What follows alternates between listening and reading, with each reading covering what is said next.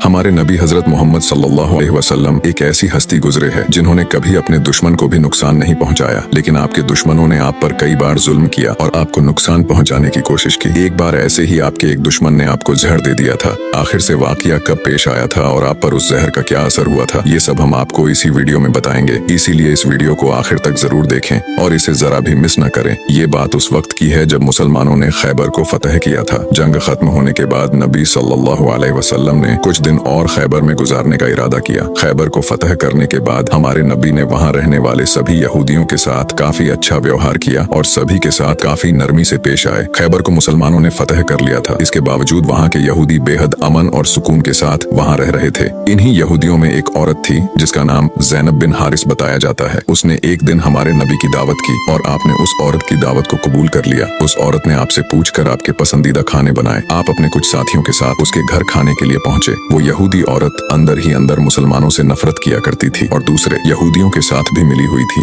जो मुसलमानों के दुश्मन थे। उस औरत ने खाने में पेश होने वाले बकरी के गोश्त में जहर मिला दिया था। जब जहर से भरे उस गोश्त को आपके सामने पेश किया गया और आपने खाने के लिए एक निवाला उठाया और अपने मुंह में रखा तो आप समझ गए कि इसमें जहर मिला हुआ है। आपने तुरंत अपने साथियों को खाना खाने से रोक दिया और कहा कि इसमें जहर मिला हुआ है। लेकिन अफसोस कि आपके कुछ साथी उस वक्त तक कुछ गोश्त खा चुके थे जिसकी वजह से उनकी शहादत हो गई। कहा जाता है कि जहर के बारे में हमारे नबी को उस जहर की बोटी ने ही खबरदार किया था। इस वाक़ये के बाद उस औरत के साथ साथ उसके सभी साथियों से पूछताछ की गई तो उन्होंने न सिर्फ अपना गुनाह कबूल किया बल्कि ये भी कहा कि हमने आपके साथ ये इसलिए किया क्योंकि हम ये देखना चाहते थे कि आप अल्लाह के सच्चे नबी हैं या नहीं। अगर आप अल्लाह के सच्चे नबी हैं तो इस जहर का आप पर असर नहीं होगा और अगर आप अल्लाह के नबी नहीं हैं तो हमें आपसे छुटकारा मिलेगा। ये बात तो सब जानते हैं कि हमारे नबी ने कभी किसी से बदला नहीं लिया, जबकि आप पर कई बार बहुत जुल्म किया गया जिसके बारे में कोई सोच भी नहीं सकता। लेकिन जब उस जहर की वजह से आपके सहाबा की शहादत हुई थी तो कानून के मुताबिक उस औरत को भी कत्ल कर दिया गया। लेकिन कुछ रिवायतों में आता है कि उस औरत ने खुदकुशी कर ली थी। वही कुछ रिवायतों में कहा जाता है कि उस औरत को माफ कर दिया गया था। इस बारे में कई मुफस्सरीन अपनी अलग अलग राय रखते हैं। एक हदीस में हजरत आयशा फरमाती है कि जब नबी सल्लल्लाहु अलैहि वसल्लम की जिंदगी के आखिरी दिन चल रहे थे और आप बीमार रहा करते थे, उस समय आप कहा करते थे कि खैबर में जो मैंने जहर से मिले हुए गोश्त का टुकड़ा खाया था उसका दर्द मैं आज भी महसूस कर सकता हूँ। ये बात कई किताबों से साबित है कि उस जहर का असर हमारे नबी के आखिरी दिनों में देखा गया था और इसी जहर के असर ने आपकी वफात में एक अहम किरदार अदा दिया था।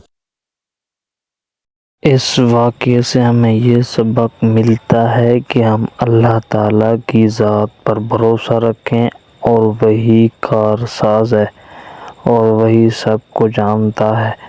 तो उम्मीद है मेरी आज की वीडियो आपको अच्छी लगी होगी।